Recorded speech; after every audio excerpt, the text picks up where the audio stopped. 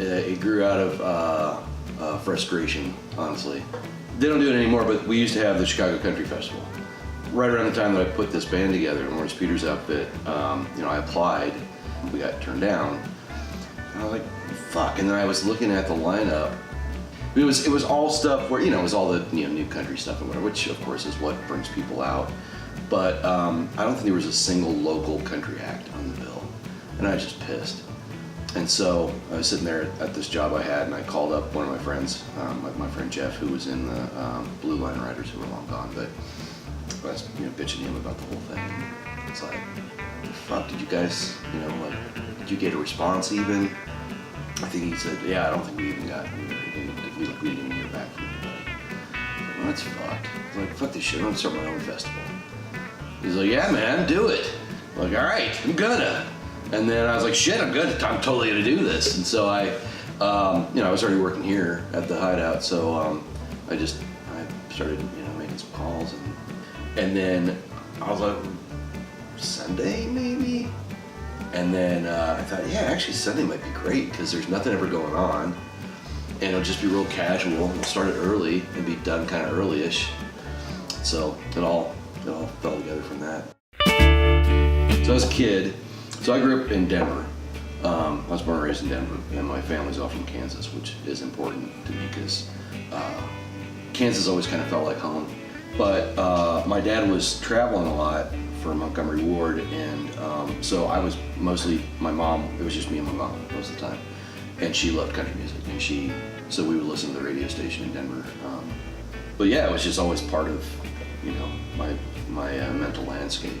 So when I was really starting to hear music, it was the 70s. It was like, early 70s. And so early 70s country radio was pretty damn good. Jerry Reed and Buck Owens and George Jones and Tammy Wynette, Loretta Lynn were all still ruling the airwaves, and they all had still had good songs back then, in the early 70s. It was still very honky tonk based, which is important for me.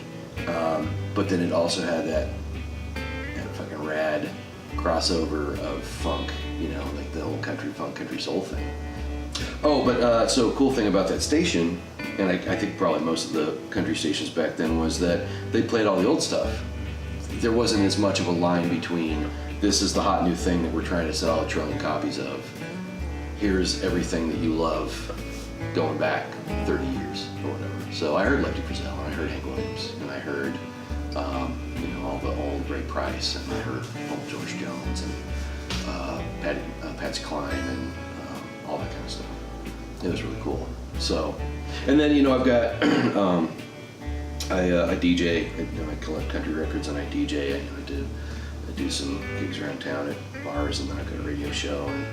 And every time I do a radio show or a DJ gig with that stuff, there's a moment where, in my mind, it's like, it's one of those funny moments from like a movie where there's this moment like, oh my God, I love country music so much, like that kind of thing. I'm just like, this is the best. I'm so lucky. Yeah. And so that's my that actually hits me pretty often.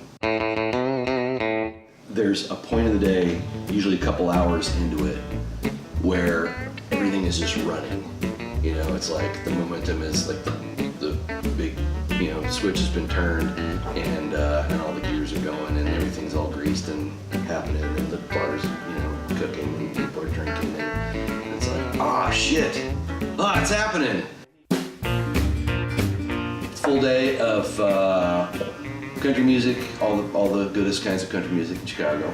You can catch your bluegrass, your string bands, your honky tonk, your western swing, country funk, outlaw, all that kind of stuff. Barbecue, pie, beer, whiskey, dancing, the Hideout. We keep the whole front porch open so people just hang out all day on hay bales or whatever, and the weather's always perfect even if it's not.